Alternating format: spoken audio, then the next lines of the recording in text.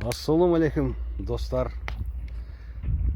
Бүгін оразаны бітіріп, айттың бірінші күні мынау группалас достар бір-бірін сағынып қалған екен бір айдан бері. Соған өзіміз палау істеп, айтты бірінші күні осы жерде өткізсек деп жатырмыз. Мұны Әлекең бері қарап қойыңыз. Міне аспазшы. Шашлик, палау, самса, бәрін керемет істейді бұл кісі. Жаңа Ерекең, қалғандары қазір келеді, бір жарты сағатта Құда қаласа.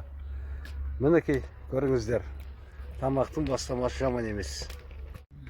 Мына тамадамыз мына жігіт. Малик бұл Шұбардан келіп отыр.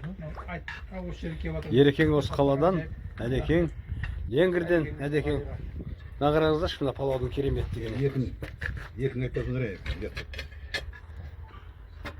Ой, міне палау. Міне палау мұсың палау. Палау мұсың палау. Әдеке. Палау мұсың палау бопты міне. Мына істеген Әлекең, біздің Әлекең. Құдай қолына дерт бермесін. Мына палауды өлген адам тіріліп кеп жейді ғой.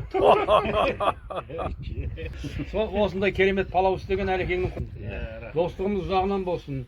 Айтымыз құтты болсын. Айттан айтқа аман есен жете берейік. Келер жылғы айтқа да тура осылай көзіміз жиналып, мерекелі берекелі дастархан бола берсін.